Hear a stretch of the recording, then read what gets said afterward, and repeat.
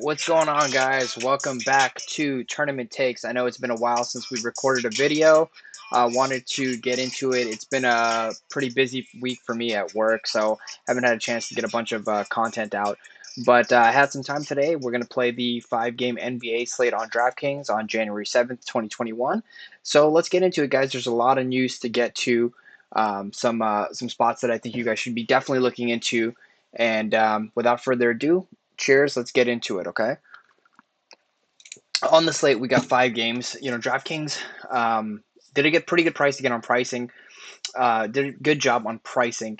There's a lot of studs on these slates, guys. Like, even though these 5 gamers, we're seeing more and more like 11 gamer, 10 gamer, and then 5 gamers the next day. I kind of like it a little better. I actually like the lot bigger slates a lot better because you have more plays, more ways to differentiate your lineup. Today, that's going to be extremely tough. From Brooklyn, we know Kyrie Irving's out. We know Tyler Johnson is out. Dinwiddie's out. You got Durant, who's going to be out.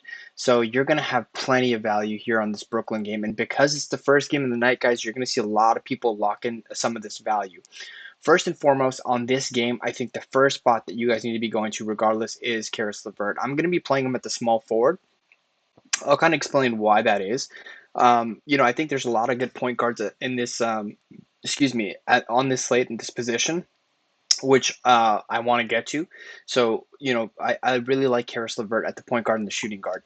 You guys need to keep an eye on news because we still don't have the Nets starting lineup.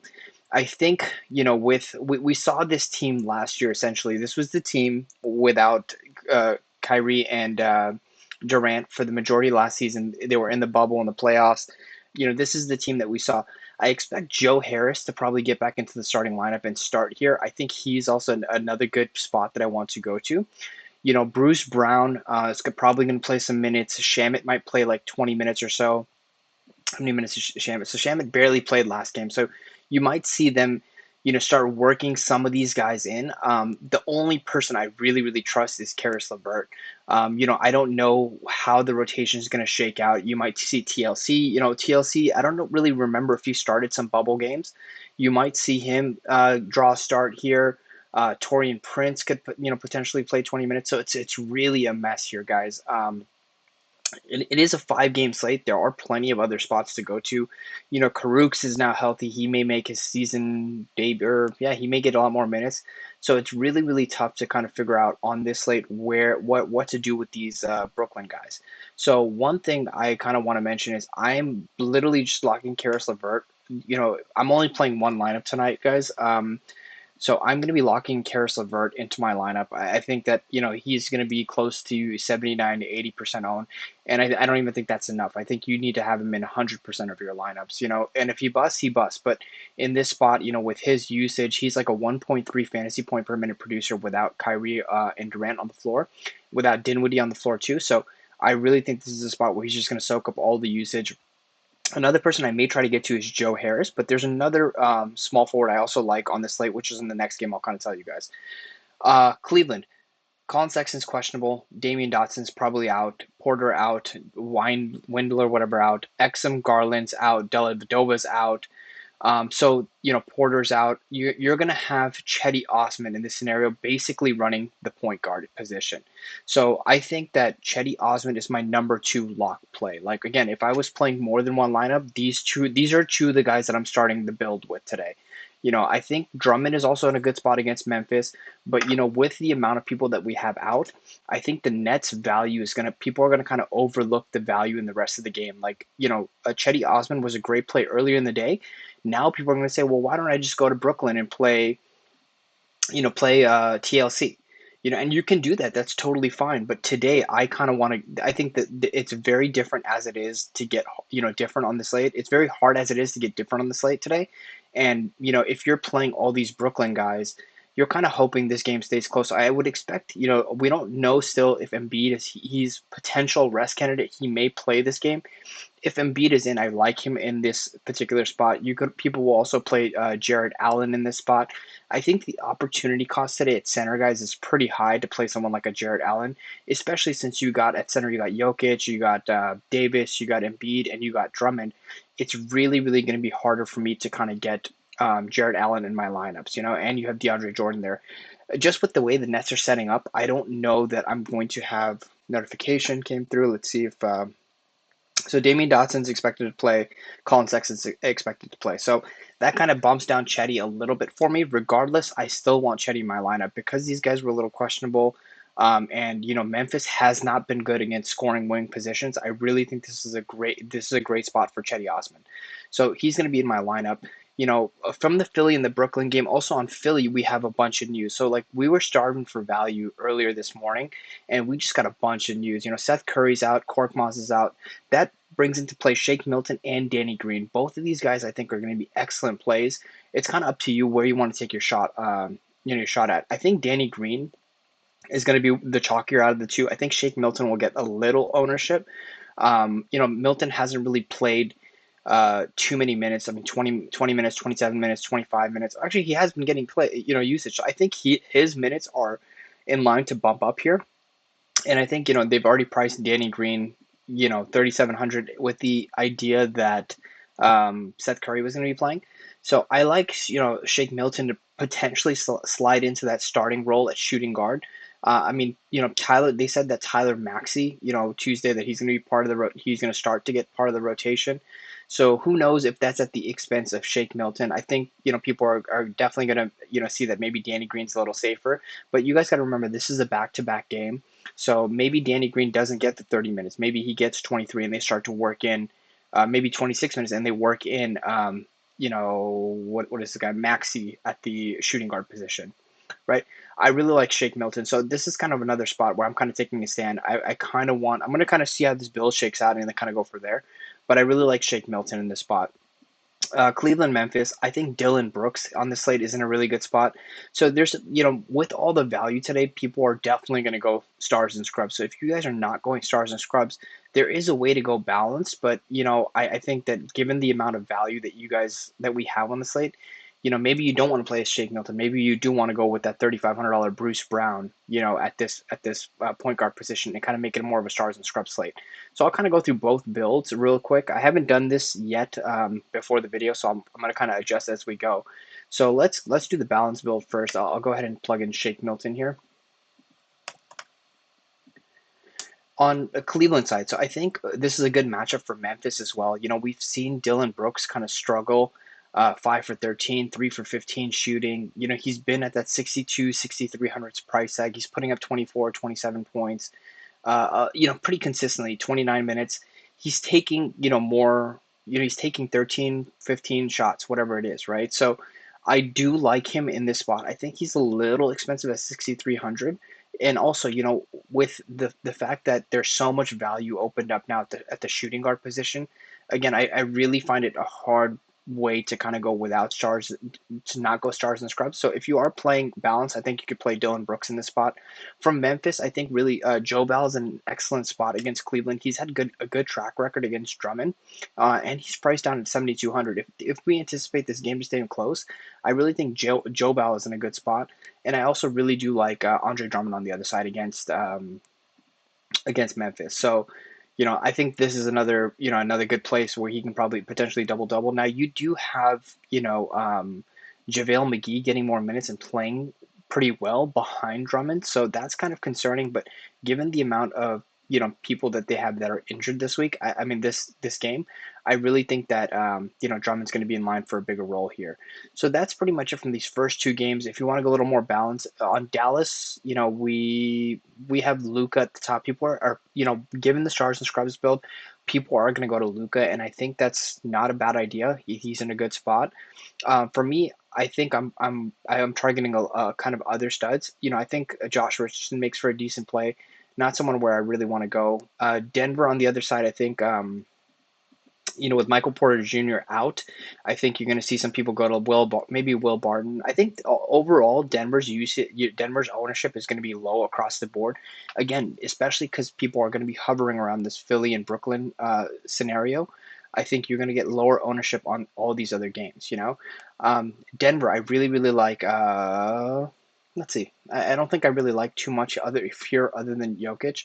So this game, Denver and Dallas, if you're going stars and scrubs, you may want to play Jokic and Luka in the same lineup. For me, I don't think I'm doing that. I am going stars and scrubs, but I don't think I'm playing Luka and Jokic in my lineups.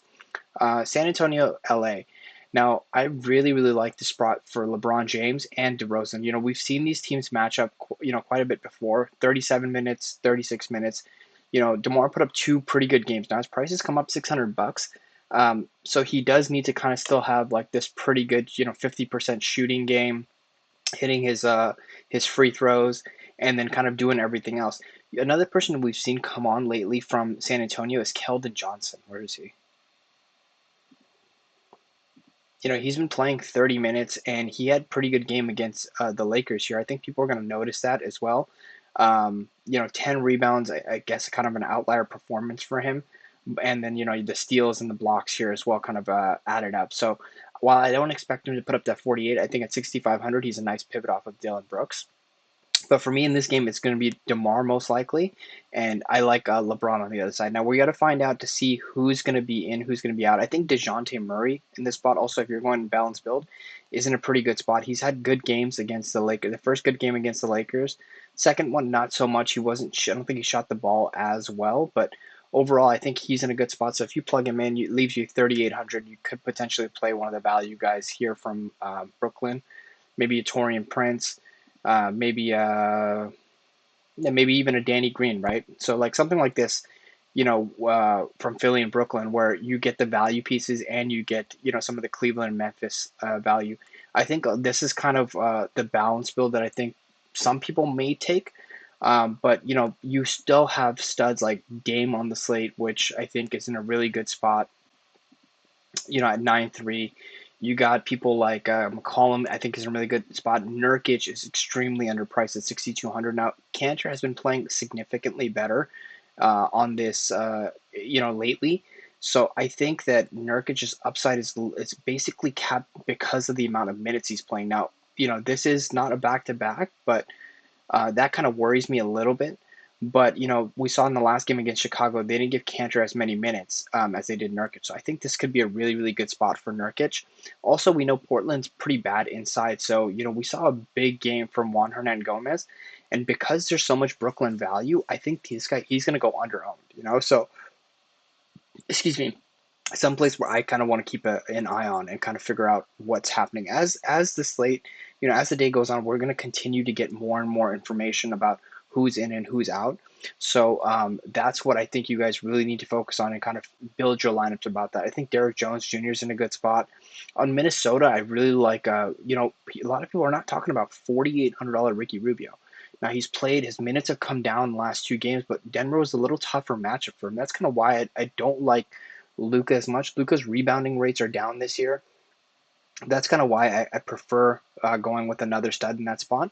But I think nobody's really talking about Ricky Rubio. He's 4,800. He's in a good spot. And if this game stays close, I think he can really put up a big game. He's had a great track record against Portland. So I think Ricky Rubio, for me, is someone who I'm really, really going to try to get into my lineups. So let's start over, guys. I'm going to show you guys kind of what my core is. So I'm starting, like I said, both builds with Levert and Cedi Osman. I think I am going to be taking a shot at potentially Ricky Rubio. And I'm going to put him in the guard spot because it's a late game. If you need to adjust, you have that flexibility. Ricky Rubio. And then I think, it's really hard to say who's going to be the center for me. Guys, I really, really want to play Embiid, against Brooklyn. I think that he can absolutely smash in this lineup, and he's going to be one of the studs to pay up for. So, especially if I'm playing Levert and I'm playing some Brooklyn guys, I kind of want to run it back with Embiid. So I expect his ownership to come up as the day goes on. Again, he played a bunch of minutes. He played 37 minutes last night. So we've seen like pretty much, 27, 37, 25, 37. He's alternating, I guess, minutes. And, this is, let's see, when's the last time he played a back-to-back? So this is their first back-to-back. So I don't know if Embiid's going to sit in the spot. Maybe he gets limited minutes. I don't know. So there's a lot of uncertainty, but I feel like there's a lot of edge here. So like if Embiid is starting, we get news that Embiid's starting. It's about 340 right now. If we get news he's starting, he's going to be in my lineup. So this is going to be my core four. and I'm just going to fill out the rest. Cleveland, like I said, I really want to play Andre Drummond. I feel like this is a good spot for him. Um, but I think it's a better spot for Joe Bell on the other side. Some people might play Gorgie Dang. Gorgie Dang actually had a 60-point game against Cleveland last season, and he's 4,100. He's cheap. So I think that the one thing to take away from this video, guys, today is don't focus only on Brooklyn and Philly. There's plenty of ways this Brooklyn value can bust. Um, you can have some of the unknown, like Landry Shamet puts up a big game at no ownership. So I really think if I'm picking maybe a second guy here, I'm waiting on the news to figure out who it's going to be. But most likely, if Joe Harris is in the starting lineup, he's going to be my core. So let's take out Embiid for right now. If Joe Harris is starting, this is my core with Cedi Osman. If he's not starting, if he's not playing, then you guys have to kind of play. I think you guys have to play Dwight Howard in this spot. Like he's even if he's chalk or whatever, I think you have to take that value especially against a team like Brooklyn. It would also make me like Jarrett Allen a little bit more. So there's plenty of different ways to go, guys. I think for the two games, like one for if you're just taking away two of my lock plays, Caris Levert is a lock for me, and Cedi Osman is a lock for me. I think Caris Levert is obviously the known lock. I think people are not going to be on Cedi Osman as much, given him how much value there is. So good luck today, guys. I hope you guys do great. I'll kind of post as things adjust. I'll kind of post on my Twitter down below. I'll leave a link to it. So if you guys are interested in what I finally ended up on, I'll post my lineup at the end of the night and kind of let you guys know how I did and where I ended up on. But that's kind of where I'm going, guys, on this slate. There's plenty of options. It's really about figuring out what to do with that Brooklyn value and figuring out if that's something you really want to take advantage of, or if there's some ways to kind of get away from it, which I don't think you need to get away from it. I think you just need to be a little more smarter about the value that you're getting, right? Be smarter about the players. Like Joe Harris is a better player than TLC, right? Like if he gets a start, he's probably going to command a higher usage and shoot the ball a little bit more. So I would play players like those, as opposed to playing a $3,500 guy.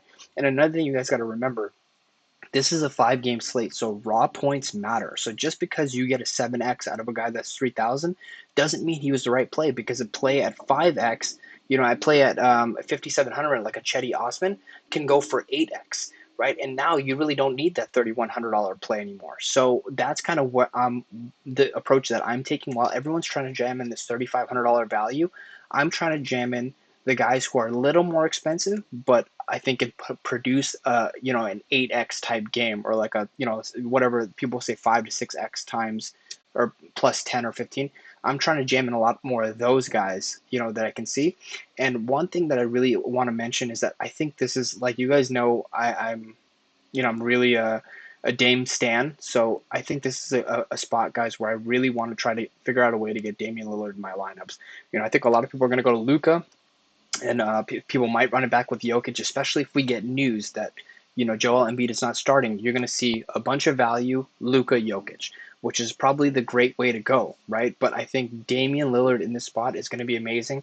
And I also think, like on the other side I mentioned, I like Juan Hernan Gomez, and I like Ricky Rubio. So I think those are this late night hammer guys. I think it's where the edge is. I also think there's some edge in the San Antonio and LA game. If we get news that LeBron's out, now this is a later game, the prices on LeBron and DeRozan are accurate. So that's kind of one of the reasons why I'm not going here as much, because I feel like LeBron is priced where he should be about this 10,000 price. Maybe he's a few $100 under. He's had both average 55 against San Antonio in the last two games. So maybe he's like a few $100 under, right? And then I think Dame, though, I think Dame is probably like a 700 to 800, maybe $1,000 under where he needs to be, because in this spot he could really, really produce a big game. Some people might play CJ McCollum. CJ McCollum, dude, I just can't get around to paying 8,500 for him. His price has been, last year it's been around 7,200, 7,300. Anytime it gets up to, past 8,000, and, the difference between him and Dame is not that much, I tend not to go there. And he's definitely had a great game, great opening to the season. He's shooting the ball significantly better, but, not somewhere where I'm really targeting. For me, it's, I'm starting the two bills with this. and I'm really going to try to focus, wait on news from Brooklyn. If Brooklyn, we get, Joe Harris starting, he's going to be in my lineup. I'm not sure what I want to do with Bruce Brown just yet, but I think you can play someone like a Bruce Brown, I'm at 3,500, but I think this three are going to be my core. And like I mentioned, I'm going to kind of untag. I'm going to kind of take off Ricky Rubio for right now. But just know that if I had to pick a third, it's going to be between Joe Harris and potentially Ricky Rubio. Good luck today, guys, and I'll see you guys back here whenever I get a chance to do the next video. All right, talk to you guys soon. Subscribe, like, and share. Thank you.